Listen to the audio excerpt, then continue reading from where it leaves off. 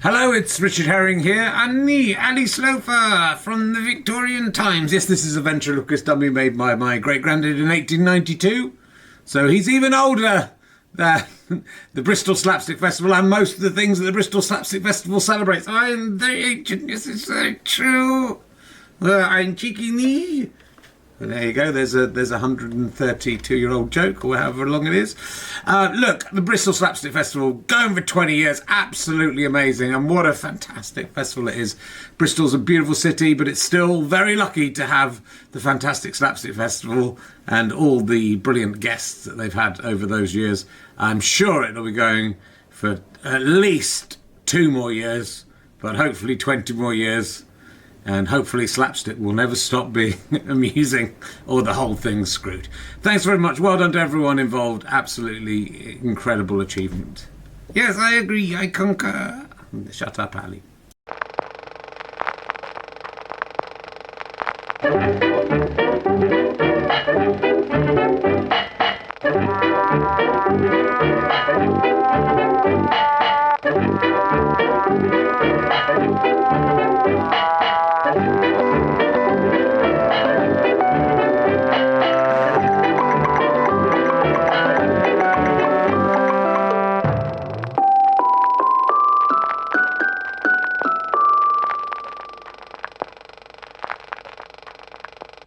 Good afternoon.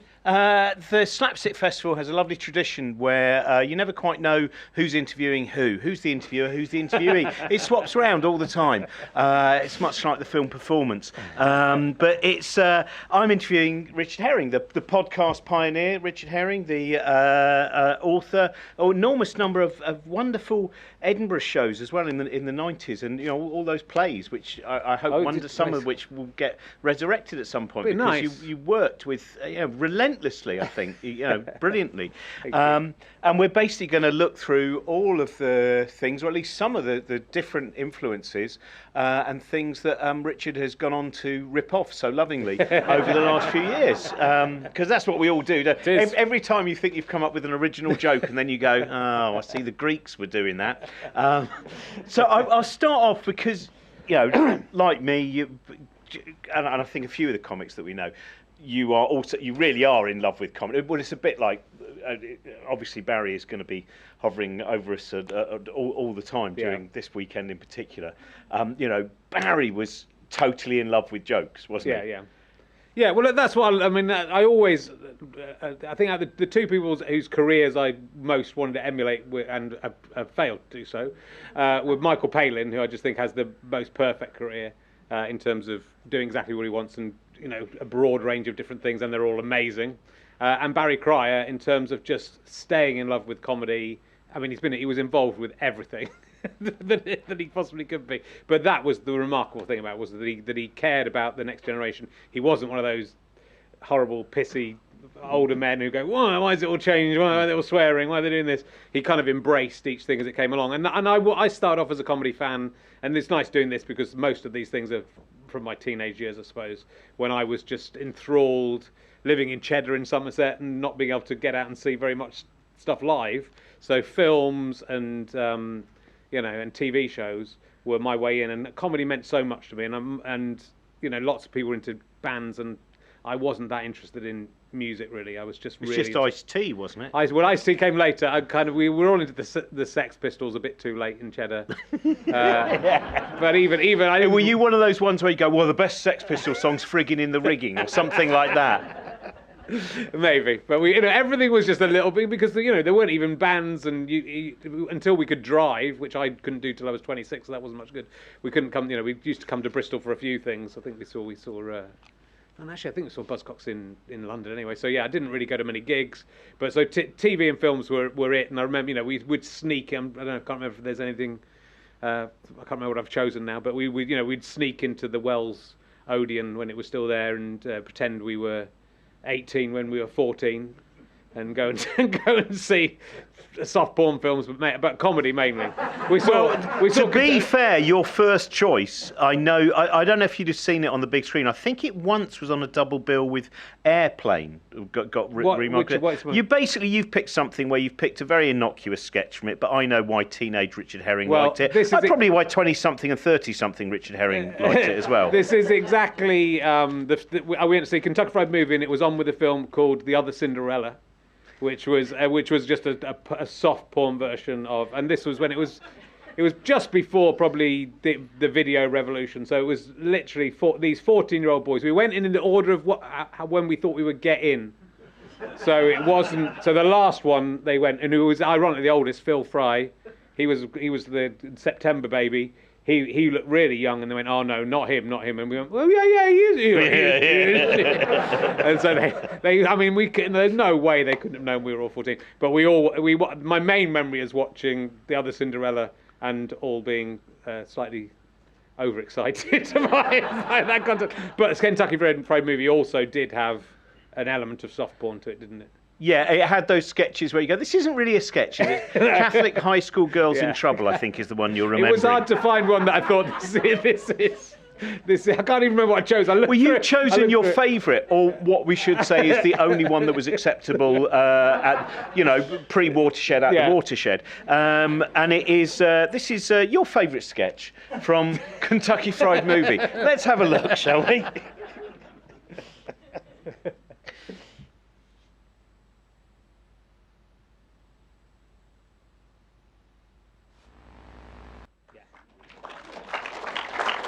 But the guys, the Zucker brothers, were behind all that, weren't they? And various other people, I think, in Kentucky Fried Movie. But that whole stream of comedy, which I think has really sort of influenced so many people. But that was the first one, wasn't it? And Top Secret was. I remember going and seeing Top Secret, which was also, I think, after Airplane, was it? Yeah. But that didn't really make the same impact. But I remember going to see that with my brother and loving it, just crazy. There's some. One of them's become a bit nuts, hasn't he? Isn't one of the Zucker brothers just making these kind of awful right-wing films about where Christmas is banned by atheists and stuff like that? That's a shame. Surely you can't be serious. But also John Landis, of course, who I think it's in the movie as far as I remember. Were you one of those teenagers that adored the fact that there was a constant joke in John Landis movies where there would always be a reference to "See you next Wednesday"? Yeah. So that if you know that the porn film in American Werewolf in London is called "See You Next Wednesday," even in Michael Jackson's Thriller, there's a moment where he goes, "A message written in blood. It says "See you next Wednesday," and those kind of utterly pointless jokes that for teenagers are like kind of, I can't wait to see the little, the Easter egg, I suppose, in some ways. Yeah, and they meant so much, because again, these things they were a little bit titillating. Obviously, that was part of it as well. But it was I think really the comedy was the thing that sadly was the most exciting thing about these slightly pornographic comedy shows. But it was seeing. I think again, because we were a little bit too young for Python in our generation, and I was kind of aware of it, and the films came out, and we'll talk about that later, I'm sure. But so like Tiz was and things like that were our way in, and I just always loved that. That's I think been throughout my life, that kind of anarchic comedy that's in Tiz was, that's obviously in Python, but it's in all the Zucker Brothers stuff as well, has always been the thing that's excited me. And I think the densely packed nature of Airplane. Just all the jokes going on, and you kind of when we started doing our TV show, it was really I just wanted everything to. I wanted there to be so many jokes that you couldn't even take it in. So we even tried to get get CFAX so we could put different subtitles to what were on the show. We weren't allowed, but we were going to write a whole different show for this. For people watching, which I suppose is sort of a cruel joke in a way, but it was just that you could watch it and get another layer of jokes.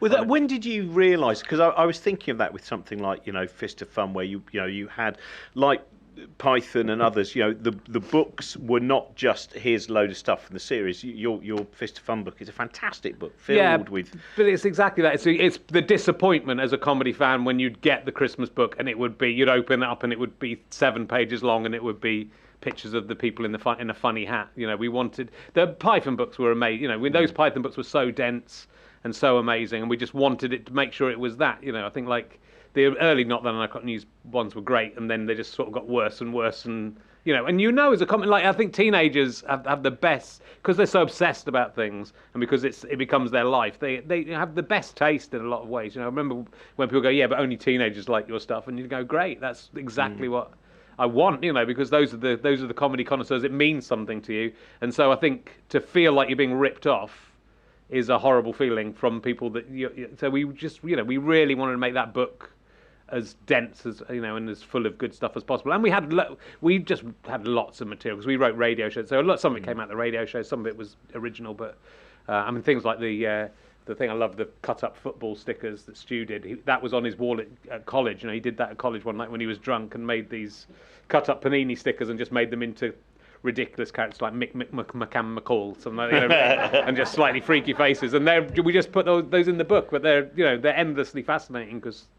There's so much detail in there, but I think that's the detail and the fun, and maybe less of the slightly sexist, gratuitous breasts. But yeah. Have you ever seen Amazon Women on the Moon? No, I have not seen. Has anyone ever seen that movie? Yes. Yeah. It's a great. It's but it's also, as well as John Landis, it's Joe Dante, and I can't remember who else. It's got some really cracking, a wonderful Ed Begley Jr. The Invisible Man Returns sketch, which is a man who believes he's invisible because he's gone mad from drinking all the chemicals and just wanders around a pub naked. It was. Now your next clip is Python, and I think it is for our generation, as you said before. It's like I don't think I actually saw an episode of Monty Python probably till I was almost a teenager. It wasn't repeated. I think some of them make. I sort of have a vague memory of seeing some repeat at some point. Like I was allowed to stay up and watch it. They might repeat it once.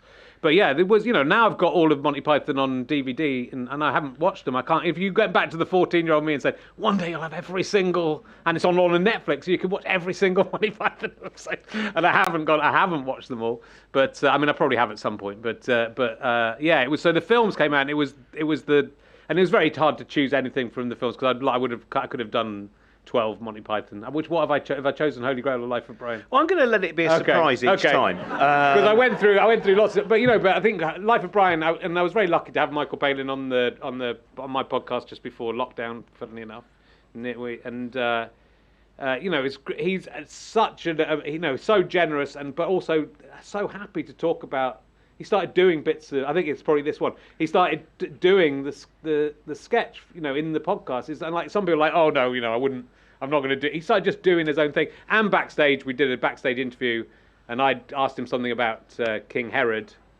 It was one of my emergency questions, and he improvised a whole little sketch about King Herod, which you can, if you're a monthly badger, you can watch in the secret bits of my website. But he was sort of so into it still. But I think Life of Brian, they were all on top form. Graham Chapman wasn't drinking and is brilliant in it.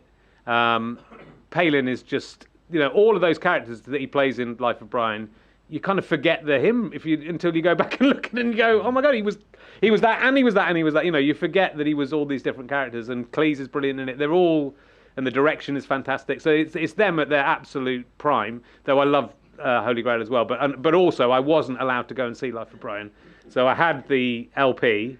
And I learned that off by heart, and we had to sneak. Again, I don't know how my parents would drop us off in Wells, and we would say we were doing something else, and then they'd pick us up. And I genuinely don't think they realised. I'm looking back again, they must have known that we were going. But my parents were very much against me seeing Life of Brian, and so it was like a massive, massive deal to get to see it. Yes, strange, isn't it? Because I was banned as well.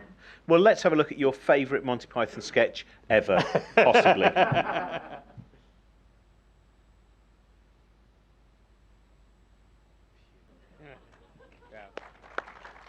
We actually, we loved that so much at school. We had a Mr. That character's Mr. Cheeky is the name of that character, Mr. Cheeky, and we had a Mr. Cheeky award, which was a piece of paper drawn out of a reporter's pad, that little reporter's pad with Mr. Cheeky award written on it, and whoever did the cheekiest thing that day at school would get the Mr. Cheeky award. So we were all trying to be as cheeky and rude as Mr. Cheeky. So it was it. So Eric Idle's amazing in that, and that's just so, that's the part I talked to Michael about. Just the idea of a sort of kindly middle class man, kind of just yes, well done. And on we go. It's like a little award ceremony.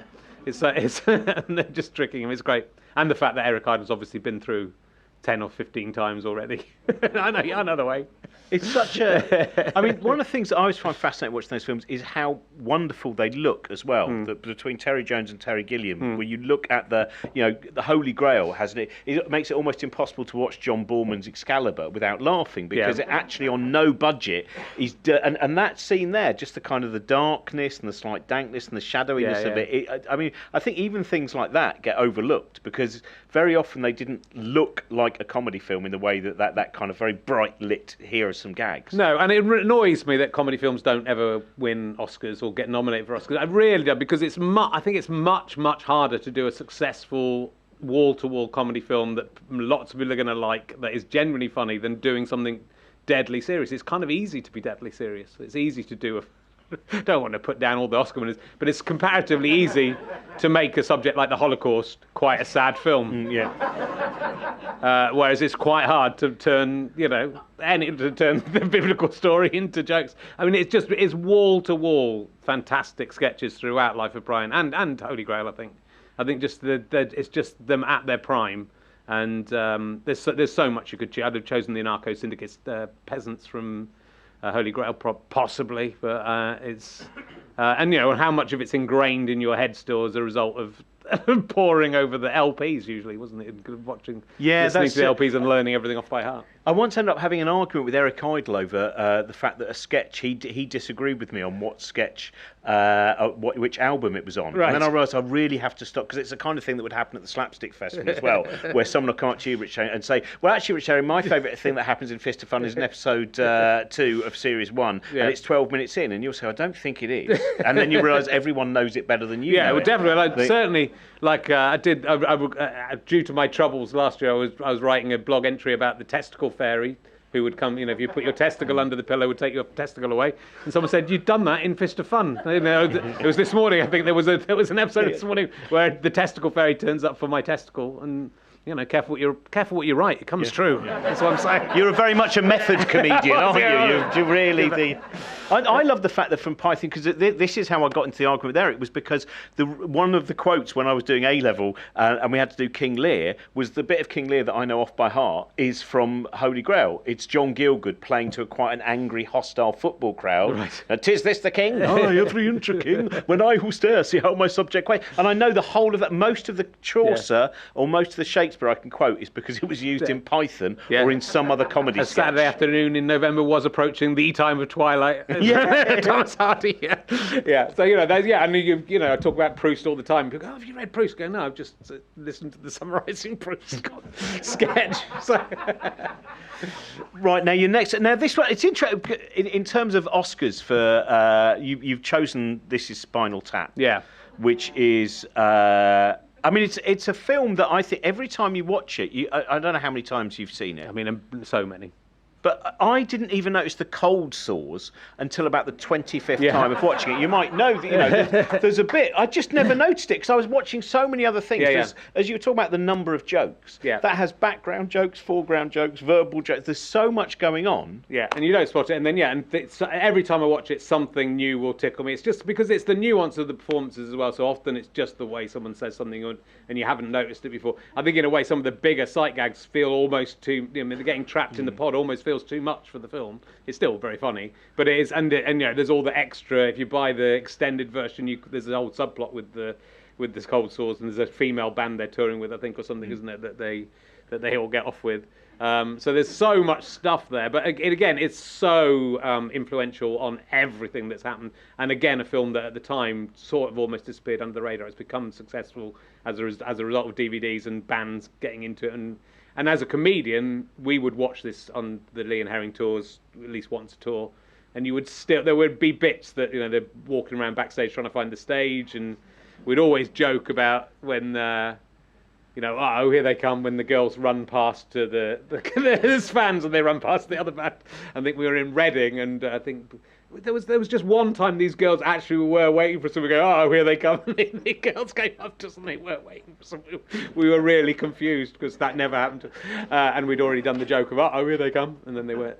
But all those things are so good. But I think that improvisational thing, it's the stuff I'm working with a Welsh director called Jamie Adams at the moment, and he's sort of very much in the Mike Leigh, Christopher Guest arena of basically improvising, so having a very having an idea of the story, but then letting the actors just completely go off and improvise, and it gets really interesting stuff, and I think that, I think all of our day-to-day stuff was all influenced by Spinal Tap, which has then influenced so much, and I think if this hadn't existed, I don't think comedy would be the same. I think it's sort of like the Goon Show of not quite our generation, maybe just the generation before our generation, in terms of the influence it's had subsequently, I think. I'm trying to think of when those brilliant documentary, because also again going back to Eric Idle, of course, and Neil Innes with Rutland Weekend Television, you start to see very, very beautifully done, and then the Ruttles, that spoofing of the documentary form, and if was anyone here when we showed Bad News at the Old Vic, Bristol Old Vic, and that was such a kind of there's never been so many Motorhead T-shirts at Bristol Old Vic. It was like they all came along, and often the Spinal Tap gets put together, and you go, well, actually they're entirely separate things. And they're very separate, very different stories. Yeah. It's only the fact they're rock bands. Well, let's have a look at your favourite ever sketch from This Is Spinal Tap, probably.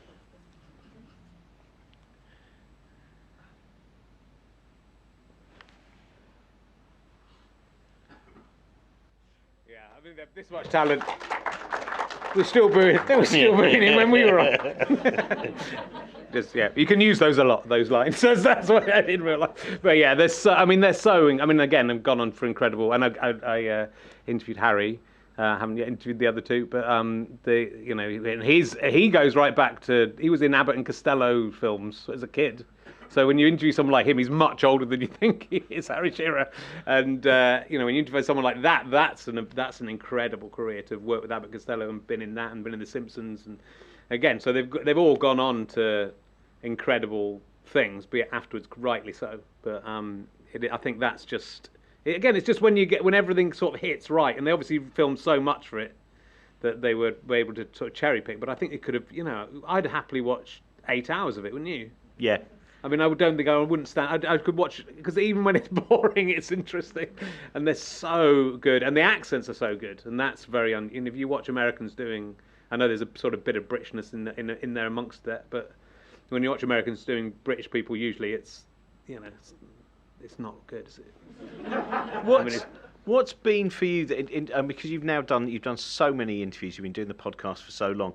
You must have had a moment sometimes where you've been interviewing someone and you're just doing the normal thing, and then suddenly your teenage brain goes, you do know who this is, and you do know what 15-year-old Richard Herring would have made of this. And I still, it's still, when it's I mean, sometimes I'm very, very starstruck with it, but it was so incredible having Michael Palin on, and he was so nice. I genuinely thought I might cry, to be honest. I was sort of crying thinking about it before I did it. It was sort of all right once I did it, but it's clear that it's clear that I'm a fan. But the lovely thing about the podcast is the people I have on are people I like, and and I can't really think of.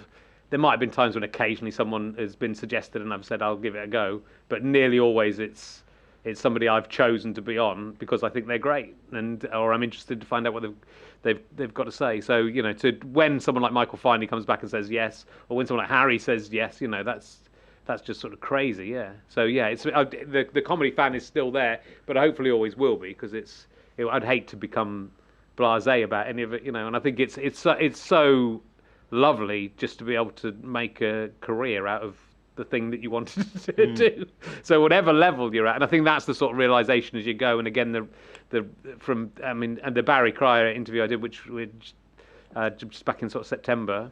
To see him so happy and still loving comedy, and I think that's the thing. If I stopped loving comedy, and there've been times when I haven't loved comedy or I haven't loved being a comedian, but basically I think it's it's nice to get new people on. It's nice to get absolute legends on, but it's staying interested, isn't it? I think if you're not interested, and if you shut yourself off from people coming up. And new stuff coming through, then you're going to have a sort of horrible, bitter, dull life anyway. But it's understanding the progress of it, and the fact that things go up and down, and some people, I mean, Michael Palin has been at the top all the way through, really, hasn't he? But it's those ups and downs of a career that make it sort of interesting, and And I think the main thing I've realised by doing it is just how many talented people there are out there, and how it's a lot to do with talent and skill, but there's a lot of luck about who is the person that pokes through. You know, I had Chris Lineman on, who's a fantastic stand-up and very imaginative clown. And he's never had the appreciation he deserves, but he has equally worked for nearly 50 years in the He's a job remarkable, but if you don't know Chris Lyon, he used to do The Greatest Show on Legs with Martin Sohn and Malcolm Hardy, doing the famous The Balloon Dance, which you may well have seen ripped off by various people, and he used to end his act with a Roman candle stuck up his bottom on fire, just standing there like that with his genitals tucked in and on fire. And I remember doing a gig with him in Worthing, where he went on last. The gig we'd done the night before in a different town, he'd absolutely stormed it, and the promoter said, who should go on last? And I said, Chris Lynham. And then he went on, and because he's quite a kind of, quite avant-garde, some of the stuff, it's really beautiful amazing performance art stuff, but if you go for it, it is hilarious and beautiful. But they just did not go for it. And he's doing and then he's standing there, he gets as fast as possible, he thinks, I better just get to the Roman candle stuck up the arse then. But by that point, the audience have lost all interest, and he's just standing there. So to stand there, almost on fire, like that, with people not quite booing, but with no interest, and then a woman just shouted out, I'm sure they'd like this kind of thing in Brighton, love. And it was like kind of... And imagine not being interested in that. Imagine even not even enjoying that, and then someone does that, you still go, no, still not. Jimmy Carr did it with a Catherine wheel. Oh, okay. But so, I think like that. I think in the end, loving comedy and being lucky enough to do it as a job has to be enough for everyone. But I was talking to Mark Watson about this really, because Mark always kind of worried, about where he was and why he wasn't more successful and whatever. But actually, in some ways, it can be a sort of burden to get further than you should. And creatively, he's one of the most creative and imaginative comedians of his generation. And again, isn't as a big a name as some of the people he worked with. But I think he's come to terms with it and understands that it's actually there's benefits either way. It's lovely to have a thing where people still want to come and see you, and where you can keep on doing stuff. I don't quite know where we've got onto that. It's not really true of any of the things we're talking about. But and so that brings us very neatly to your next clip, which is but I know what I find, because when I was thinking about the fact that when Barry Cryer used to do a show with Willie Rushton called Two Old Farts in the Night, which I think, by the way, they were younger than us when they did that, and I remember Barry talking about one night where Willie said to him, "You've fallen out of love with the jokes." Yeah. And he said he just realised that he was going through the motions. Yeah. And he said, I never allowed that to happen again. Yeah. It was been sometime, I think probably late 80s, early 90s.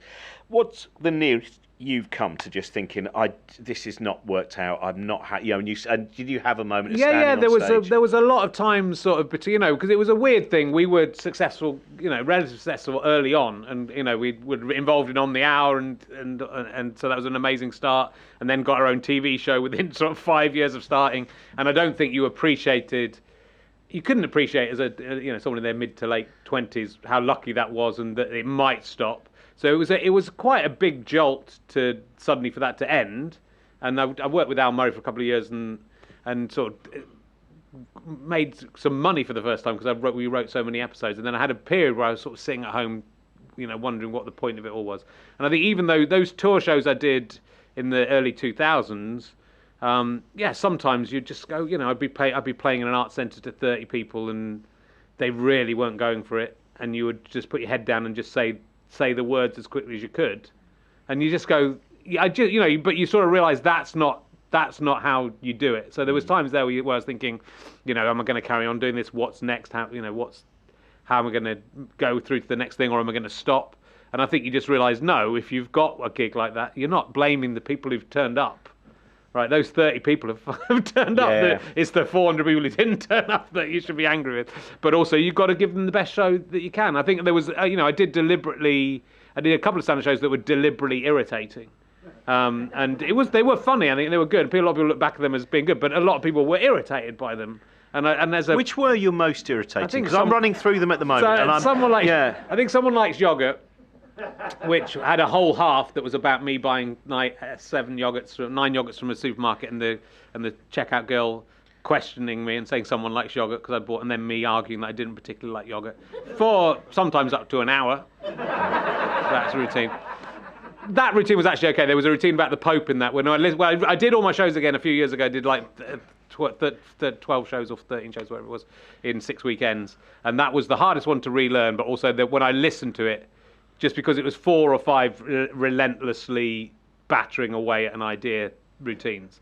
And that was the one. I just think as a parent now, when your one night out might be one night out a month, and then to go out and see some prick just trying to piss you off, I would just think, I know, I'm not going to do that anymore. I will, I can do that in a small amount to enjoy myself. But, I want to be entertaining. I want to make the shows as good as possible. And I think the minute I was over that hump, that maybe 2005, 2006, where I was just thinking, where am I going to go? I just thought, no, you've got to be entertaining. You can be avant-garde, you can do whatever you want with it, but you've got to people have to be laughing. And that's the main thing. And so I think, that was a big thing, and then realising how fortunate I was. I think doing the podcast was a massive stroke of luck because it gave me something to do. It meant I could channel all my creativity into that, do ideas that I didn't have to run past a committee and try stuff out. But also it meant I was introducing to an audience that weren't aware of me. So then when I toured, my audience doubled from sort of 50 to 100 or 100 to 200. Depending on which one it was, and that made all my tours financially viable, which took a big weight off. But also it meant I could really put my efforts into making those shows as good as possible, which then got more people to come and see them. So I'm really proud of what I did with those shows because it was sort of starting from scratch and building an audience from nothing. And over a period of 15 years, I was sometimes playing to 1,000 people, and that was without really any TV exposure or anything. It was extra from the ones we had in the 90s. It was sort of, to know that I'd done that by people seeing the show and then saying to the mate, oh, he's back this year. Do you want, I saw this last year, come and see it. And to do it that way, it felt real. And also I became much, much better at doing the job and much, much better at understanding what the job was. And I think it's great to know Barry went through it as well. Because it shows everyone does it. If Barry went through it, it's because he loves comedy. But it can be a dispiriting thing, comedy, and it can be. And usually in Edinburgh, even now, there's a couple of days where I'm very depressed. Well, it's hard not to look at. That's the thing, isn't it? The trick is, and it's a very hard trick, is not at any point to look at where someone else is. Yeah. And to look at someone else's, and there is, and I think in Edinburgh as well, in particular during the Edinburgh Fringe Festival, there is. I remember the year where the day before my show started, the basement flat that I lived in London flooded with excrement, destroying everything I owned. And someone came up to me and went, "You all right, Robin? How you doing?" And I just found out, and I went, "Oh, not." Just found out that everything I own has been destroyed by excrement, and they went, I just got 4 stars in the Metro. And that kind of, you have that and go, oh yeah, that's the world it is. And some you find the allies as well, because once you can sit with people and they can say, I'm not having a good time, or I'm not, and you can go, oh, it's. But I think that's that you don't realise that when you're playing to an art centre and there's 30 people, they think, oh God, I'm failing. And then, because nobody comes up to you goes, yeah, I got 12 people at that art centre, people bullshit or don't mention it. So when you talk things through, but yeah, ultimately the realisation that you are just trying to do, if you're competing against anyone, it's yourself. That's why I play myself at snooker. And your only ambition should be to try and do something better or more interesting or more imaginative or whatever. I think it's really important to keep on trying stuff, and that means sometimes failing, and that means sometimes, persisting with an idea that other people aren't liking. There's things I do that I know are my favourite things I do at the moment are clearing stones off a field and commentating about it, and the puppets, doing the ventriloquist puppet show, and they're not to everyone's taste, but I think there's something really interesting in both of them. And they will only become incredibly interesting, especially the stone one, if it goes on for 20, 25 years.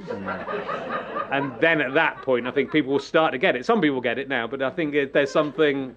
Yeah, you felt Ronnie Corbett did it over 5 minutes. Yeah. You decided to do it over 25 years, the rambling, shaggy dog field clearing. Yeah. And so, but I think that, it's such a lucky position I'm in that money's coming in, and I'm able to fund things with that money, and I'm also able to do esoteric ideas that nobody else would ever go near putting on if I didn't do it myself, and also do things that are more mainstream. So it's that's for me the exciting thing about it. And comedy is such a rich variety of things, and it's very easy to just go, right, I'm going to concentrate on this one thing and really perfect this one thing, or you can go over a career, I'm going to have a crack at getting better at every single element of comedy. I think probably the only thing I wouldn't be able to do is what I'm interviewing John Culshaw tomorrow. I don't think there's any chance of me ever becoming an impressionist.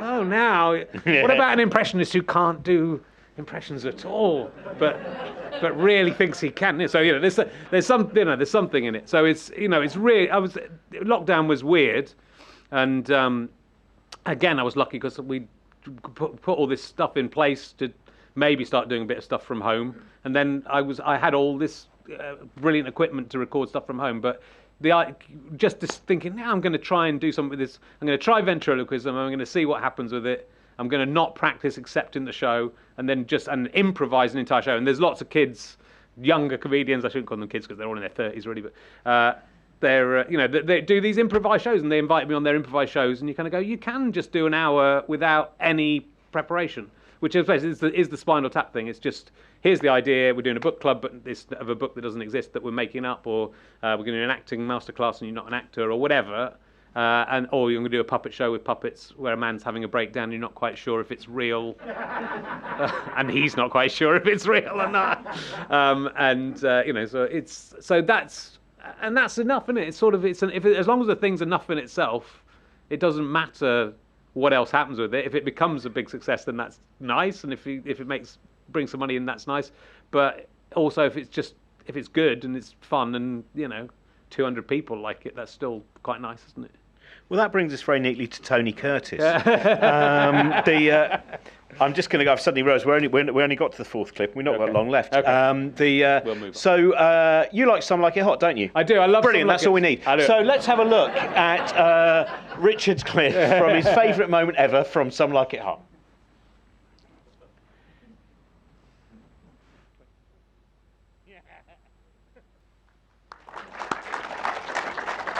It's rare to get a film that it's just the best punchline to a film ever. And it's the writing in that is so amazing all the way through that. I mean, all the way through the film. But you just watch the writing, even the bit with Marilyn and what's his face? Tony Curtis. Yeah, Tony Curtis.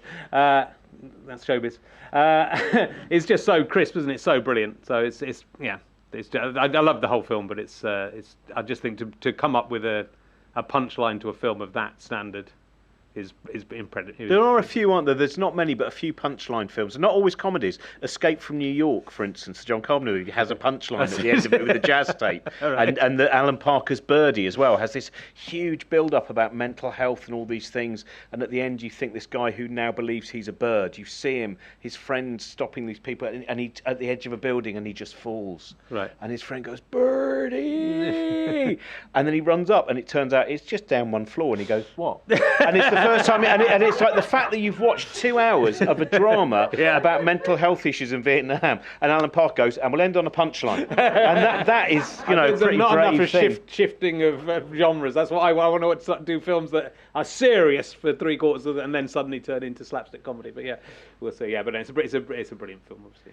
Well, we'll move on just so we can try and fit them all in. And now we were talking about John Landis before, and See You Next Wednesday, and you have chosen American Wealth in London. Again, I imagine you were putting on a voice to get into the Wells cinema to see this one. I'm sure I was. And again, there's some titillation in this film. Now, I love Jenny Agutter for all time as a result of the titillation in this film.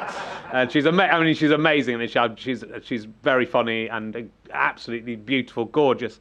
But again, it's just one of those films. Rick Mayall's in this film, and that was just like blew my mind that Rick Mayall was in it. And I think when they did the premiere, all the kids were screaming for Rick, and no one knew because he's sort of just an extra in it almost. But it was going nuts. But yeah, just think again, it's that combination of genres, I suppose. But just to make this subject so funny, and I just watched this film in certain points until the tape became too cloudy to watch anymore. But again, the comedy of it is fantastic as well as There's a lovely thing as well. You talk, of course, Rick Mayall, I think, is playing chess with Brian Glover. Yeah. And again, another tremendous actor and part-time wrestler. And when he died, The Guardian, that was famous for its typos, in its obituary said that he died of a Brian tumour.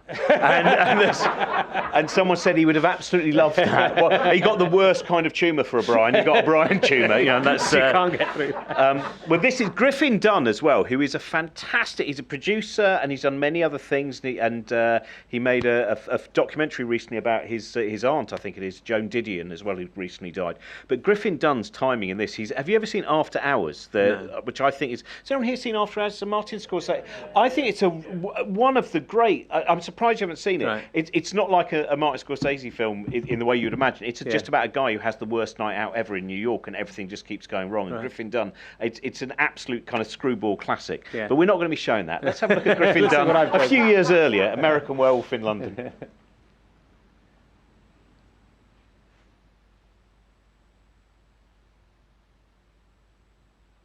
I'm not the wolf, man. I'm crazy enough to do something like that. And look at me. Here I sit in a porno theater in Piccadilly Circus talking to a corpse. I'm actually glad to see you, Jack. Mr. Bringsley, I'm sorry. I have absolutely no idea what to say to you. You've left my wife a widow, and my children fatherless. And I understand I am to walk the earth in limbo, one of the living dead, until the wolf's bloodline is severed and the curse lifted. You must die, David Kessler. David, this is Harry Berman and his fiancée, Judith Browns. Hello. Hello. And these gentlemen are Alf, Ted, and Joseph. Can't say we're pleased to meet you, Mr. Kessler. What shall I do? Suicide. You must take your own life. That's easy for you to say. You're already dead. No, David. Harry and I and everyone you murder are not dead. The undead. Why are you doing this to me? Because this must be stopped. How shall I do it? Sleeping pills? Not sure enough. I could hang myself. No, if you did it wrong, it could be painful. You'd choke to death. So what? Let him choke. Do you mind? The man's a friend of mine. Well, he ain't no friend to me. Gentlemen, please. A gun! I know where you can get a gun. Don't I need a silver bullet or something? Oh, be serious, would you? Madness. Oh, a gun would be good. Yes, you just put the gun to your forehead and pull the trigger. But if you put it in your mouth, you'd be sure not to miss. Thank you. You're all so thoughtful. A knife. An electric shock. A car crash? You could throw yourself in front of a tube.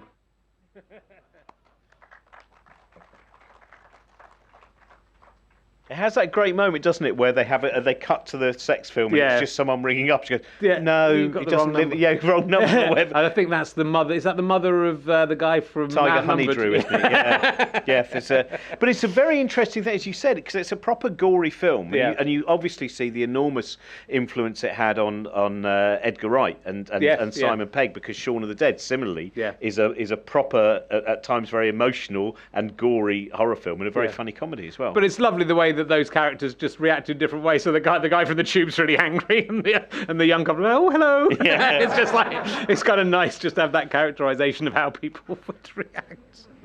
Really pissed off that you killed me, and then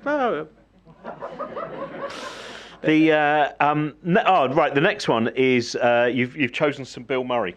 Oh yes. When did you first kind of become aware of? I imagine you snuck in and saw the film Stripes. I don't think I did see Stripes. I think I saw something like, is it called Caddyshack or something like that? Caddyshack, yeah. I think that was the first one I saw. Obviously like the Ghostbusters and stuff was when it sort of really permeated through how Does funny Ghostbusters mean anything to you? Is it one of your films? I like it. I don't think it would be. We watched it a lot with the kids and stuff, and we watched all the various incarnations of Ghostbusters. And it's dated a little bit. It's a little bit rapey, but it's he's like just right. They don't And I sort Totally of disagree. That's a terrible opinion. I don't like Scrooge. I think do you know what? I'm going to be honest, right? Ghostbusters means nothing to me. Really? I've never got it at all. I think it's the worst Bill Murray film, and that includes Razor's Edge, an adaptation of a W. Somerset Maugham novel, right? But Scrooged, I think, is absolutely fantastic. Well, even in Groundhog Day, I think the Bill Murray at the start is better than the Bill Murray at the end. Right. So I think in Scrooge, I prefer Bill Murray at the start. I think him becoming all la la la and life's great ruins it. And in Groundhog Day a bit, I prefer Groundhog Day where he doesn't ever escape. Certainly because it's. But I think Groundhog Day is just again a perfect comedy film. It's just a brilliant concept and absolutely fantastically explored. They've thought of every level to it. I have very slight reservations. Including the piano teacher at the end saying, he's my pupil. That doesn't make any sense. Because to him, he's a man who for some reason turned up on our door today able to play the piano perfectly and ask for lessons. So there's no, from her perspective. It's annoying, isn't it, when you suddenly find a flaw in the logic of a truly improbable film. Yeah.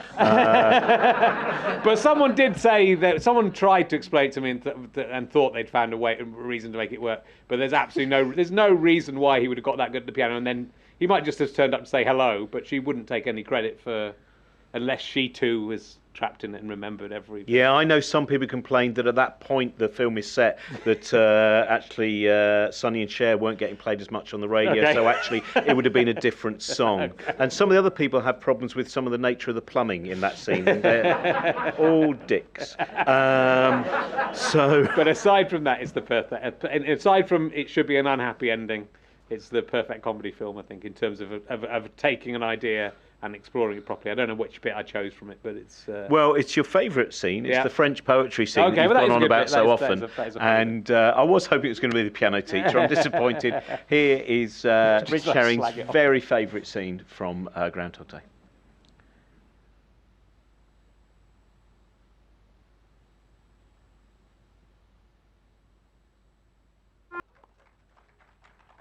See, I refer him going, what a waste of time. I just love that even in that, him chatting up someone and even in that moment not being able to resist going, what a waste of time.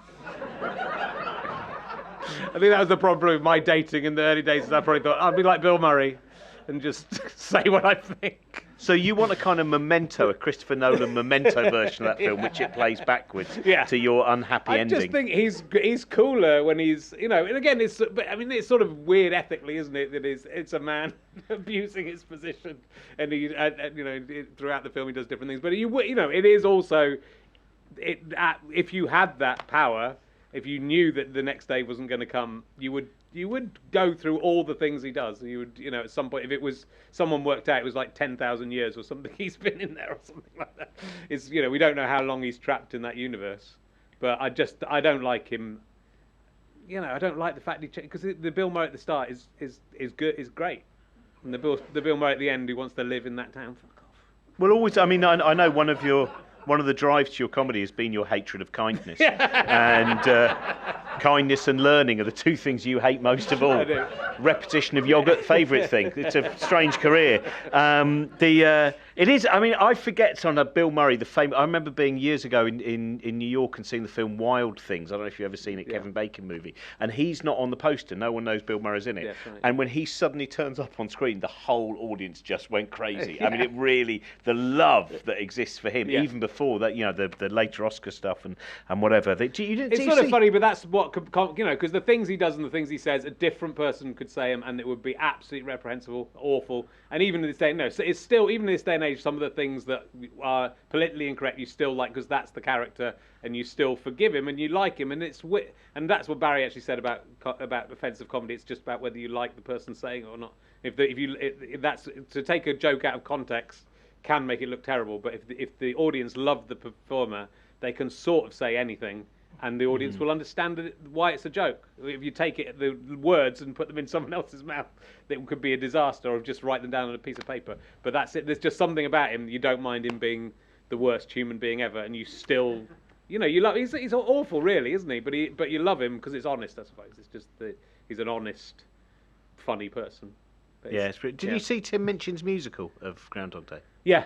Yeah. I thought it was fantastic. Yeah, it was good. Yeah. It was. I mean, Matilda's amazing and rightfully still going, but I think Groundhog Day just like probably. I don't know. Maybe it's just because people have such fond memories of the film. It didn't do as well, did it? I think it might be getting resurrected. I saw Back to the Future, the musical, as well. But that was good. That's a strange experience. And that brings us very neatly to Muppet Christmas Carol. Yeah, good. So this is, which is so I mean, the intensity of love for the Muppet Christmas Carol, the number of people who go, if I could only take one Michael Caine movie, you know, Ip Crestfile and Zulu and Jaws 4 out of the window, and the reason I've chosen this clip, and I love the film, and it's interesting, it's another film that didn't do very well on release, and has become much, much loved, which I think is, again, a lot to do with comedy. A lot of times the first time you see something, you don't necessarily tune in, and it takes a little while either to see a few episodes or really get in there, and then bang, it becomes this massive thing. I genuinely think this scene is the greatest acting Michael Caine has ever done. I think it's a very funny scene, but I think Michael Caine should have won the Oscar for this. I genuinely do, and it never would happen.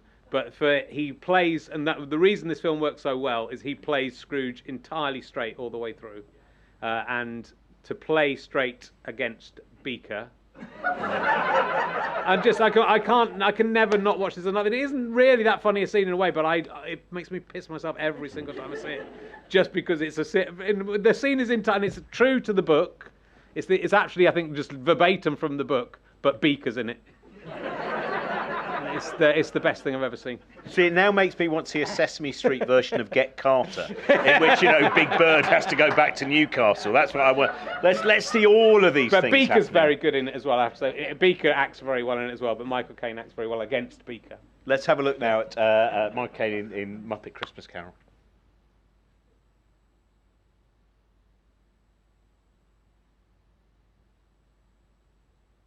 And a few moments later, dressed in his finest, Scrooge appeared on the streets of the city to wish Merry Christmas to all the world.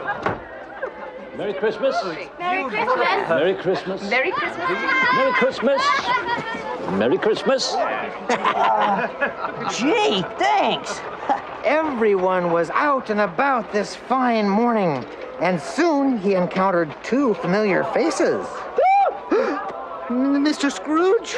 Pardon me, gentlemen, but about the charity donation you asked me for yesterday. Well, Put me down for... that much? Not a penny less. A great many back payments are included in it, I assure you. Oh, my goodness. I don't know what to say. That was the wrong clip. So that's actually your least favourite bit of Michael Caine. Because I don't like it when Scrooge realises the error of his ways. It's a terrible message in the film, isn't it? That a cruel man is bullied by hauntings into being something he doesn't want to be. It's a horrible story. Well, you'll have to watch Muppet Christmas Carol again, so you can see the right scene. Now, Richard, I know you're not able to do impressions. Could you not do an impression maybe of Michael Caine, the scene we were going to see? I can't really do it. Let's just see how it works. You're only supposed to blow the bloody doors off. Brilliant. I've got to say, one of the funniest things ever is watching acts that can't do impressions. Because I remember there was a guy called David Mayling. I don't know if you ever saw him. No. And he would go on with, and he would just do all these routines where he'd go, "This is Sylvester Stallone on a swing. Don't push me," like that. But he believed he was doing really great impressions. Good. Well, and it was a magnificent thing to watch. Yeah. I mean, if he was collecting stones as well, it would have been something absolutely marvellous. So what was the scene you were going to? So the scene is he comes in and it's all them trying when they're trying to get him to donate in the first place, and the nephew's there, and he's saying it's all about reducing the surplus population, and the professor character's all very serious and going, and just speakers in the background going. And Michael Caine's just very, very unpleasant and serious throughout. But Beaker is very judgmental about, and surprised that anyone could be as mean as Scrooge, but gets that across in beeps. I don't think we needed the clip. No, I don't In think we fact, let's not have any more of the clips. Now, I'd like you to reenact this scene from Bridesmaids. Now, Bridesmaids is I think he's an amazing director anyway. I think that the last time we did this, when we did it online, showed a bit from Spy, which if you've not seen Spy, Melissa McCarthy, have you seen Spy? Yeah. I think it's it has some of the greatest slapstick in it, and Jason Statham is brilliant. He is. That has a great punchline as well, in which Jason Statham at the end of the movie is in a speedboat and he just bids goodbye to everyone. He goes, "Well, maybe I'll see you again. Bon voyage," and then he just goes off, and then eventually they turn to. Does he know this is a lake? It's just a really great. Maybe you need to be in a speedboat to make a film really work. The punchline of a film work.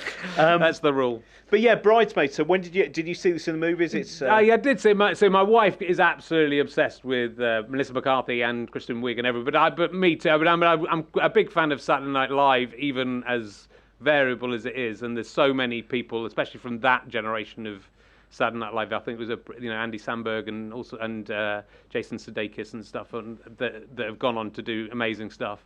And I just think it's sort of just proof that if it were ever needed, that you can do a film that's all women and it's very funny. But it's I think there's just this. Quite a lot of these Hollywood comedy films, I kind of got sort of annoyed with the improvisational. They all got a bit pleased with themselves about how improvised they were, and sometimes would show 15 versions of the same take, which might happen a bit in this film as well. But the improvisational elements in this film, I think, are really good. It's quite a long film, isn't it? It's a bit longer than it needs to be, I think. But it's I think it was sort of the introduction, I think, to the wider world of a lot of these fantastic actors who have again pretty much all gone on to be big stars in their own name, haven't they? Yeah. But I love Kristen Wiig, and there's stuff that she can just do with her face. There's a Saturday Night Live sketch of quite a recent one, which is about a family all getting loads of presents, but the mother just gets a robe, and so it's like, I got a copy of Catcher in the Rye, and it just keeps on coming back to again, and I got a robe. It's very nice. It's in the sale. Thanks very much. They've all got all these, but it's her face. The way she conveys the happiness and the sadness of this situation, being the mum in the family not doing anything, is just awesome. So I think it's just how funny, when you've got someone who's that funny, they can sort of literally make anything funny just by the way they act. And I like it when she does in Saturday Night Live. They do the improvised songs where they're both singing a song that they don't know what it is, and then they both make it up as they go along. Saturday Night Live's worth watching. It's on Now TV. There's a lot to plough through. But the good bits are worth it. Well, let's have a look at Bridesmaids, because this is it's also one of those films where they learn, but it's not cloying when they learn, I think, though. Okay. I know you think it's a sad ending. I don't like anyone to learn anything or improve.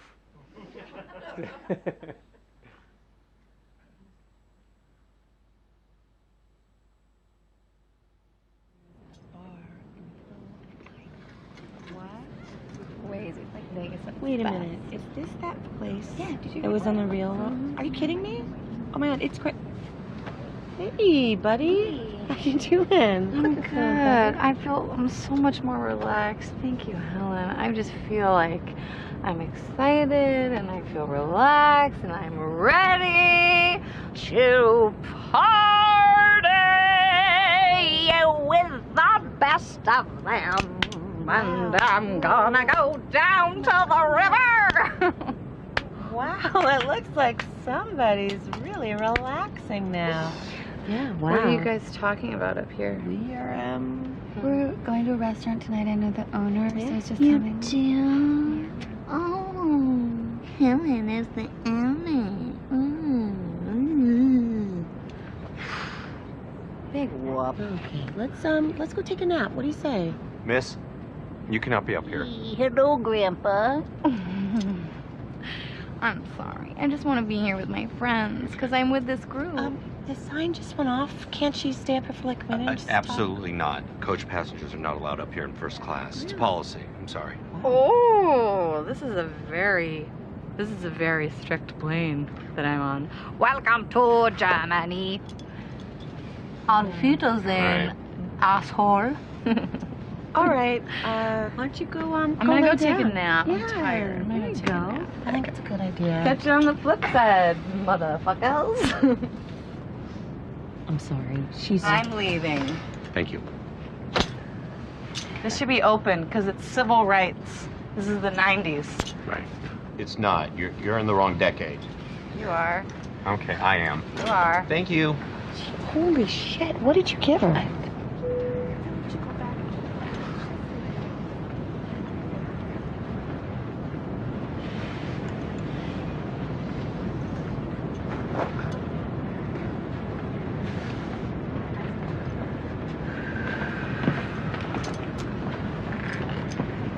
Miss?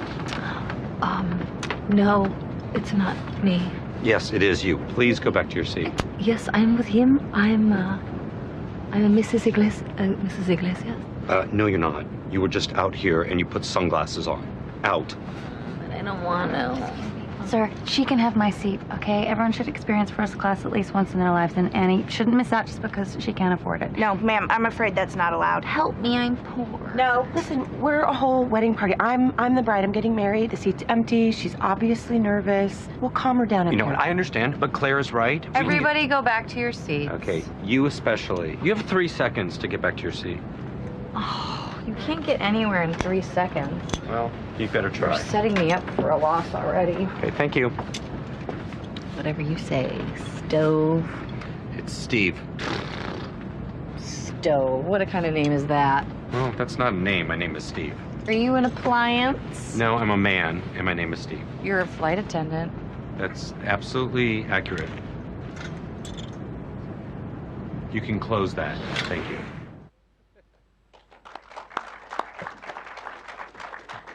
And he is brilliant in the plane scene in Spy as well, with a name confusion. Right, we're going to try and get through all of them. So the next one is Bad Trip. Oh, yeah. Brilliant. Well, let's have a look. So this is Richard's...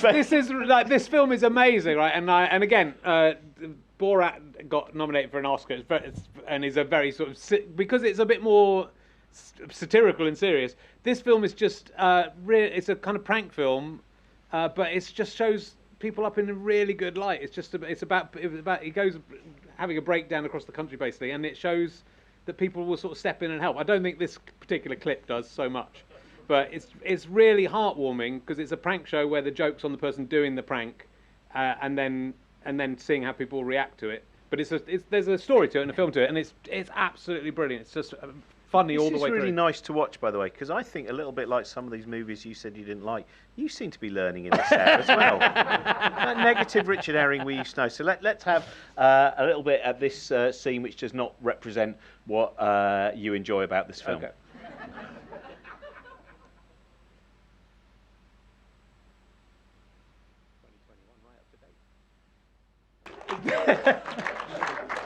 Not all that great. No, it's very, very similar to a scene in the Harold Lloyd film we showed yesterday. I take everything back. But now that, of course, goes straight into your next choice of clip, which is Charlie Chaplin's end speech from The Great Dictator. So I've never seen a simpler segue from one to the other. Well, the reason I chose this clip is because I did a show called Hitler Moustache, in which I was attempting to reclaim the toothbrush moustache for comedy, because Chaplin had it before Hitler, and Hitler came along, kind of ruined it for everyone. Probably the worst thing he ever did. And so I grew a Hitler moustache that year, a toothbrush moustache that year, and to see what the reaction would be. It wasn't good. But it sort of made me look a bit into the history of The Great Dictator and Chaplin, and this is sort of a rare example of. I mean, it's not funny at all. This is him making a speech about democracy and humanity, but it's sort of very, and it came out at a time where America wasn't in the war, so it's a very brave film for him to do. He was sort of told not to do it, and did it anyway, and I think it probably genuinely did have an effect of helping get America into World War II, because I think it's sort of showing up what was going on.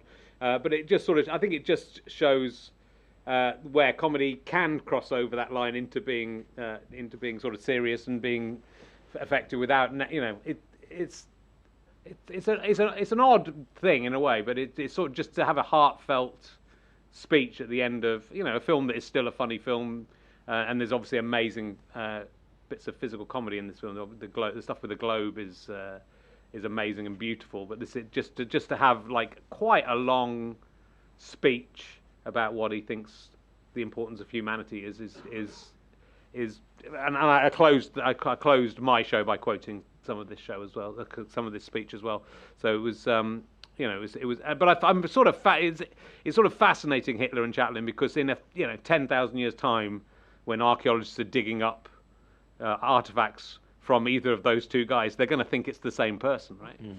Because they're going to be the two people from the same time, both with this mistake. They go, this is some kind of symbol of either good or evil, or maybe both. It's comedy and tragedy together. I really wanted to do a play of, because they were trying to capture him, really. The Nazis were trying to would have liked to have caught Chaplin, but I wanted to write a play about if Hitler had won the war and Chaplin had been arrested and brought to Hitler, and the two of them having a conversation in that room with the globe in it. That would have been quite. I might still do it at some point, but it's sort of I was fascinated by the way that the moustaches really becomes about evil rather than about comedy. But he did this. And I think it's just pretty amazing. Yeah, we showed the full Great Dictator on the day of Trump's inauguration, which was during Slapstick Festival, right. And it's very interesting. A lot of people had never seen it before, yeah. And certainly never seen it on a big screen, the Colston Hall, and it was and he's not my favourite. I wanted to put something a bit older, a bit from the era, and he's not my favourite of the sort of slapstick comedians either. But I just think again, he just did some interesting stuff. He's not as funny as Laurel and Hardy, but he tried out very interesting things, like marrying a 16-year-old. That was a piece of material he did more than once. He tried it out. This is, the previous film's very interesting about that. The one bit that I question about this is when he says, "We think too much and feel too little." I think the line is, and I think, I don't think overthinking is an issue with a lot of fascism and extremism. But let's have a look at Great Dictator.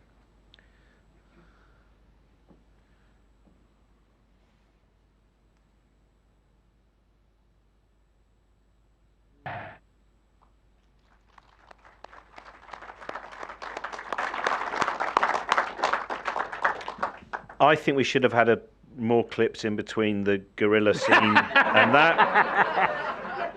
But that's the way it goes, isn't it? I think we should have gone straight into the gorilla thing after that.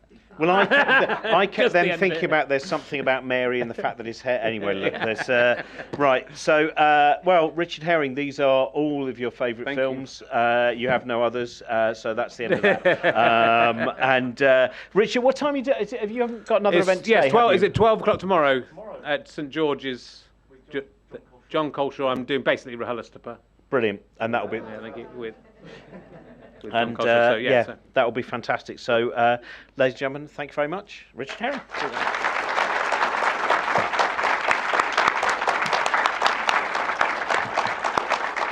Lovely.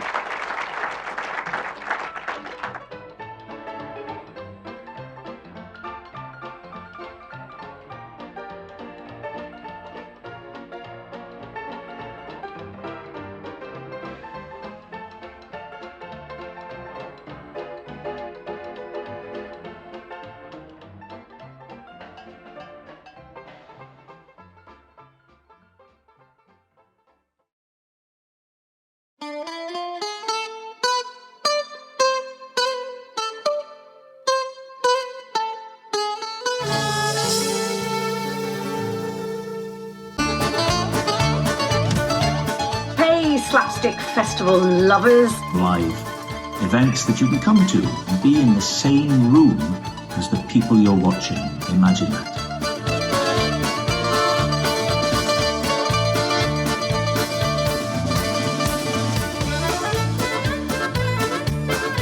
And that, children, is why we live in a bin. See you in January. Can't wait. It's such a fantastic lineup as well. Bye.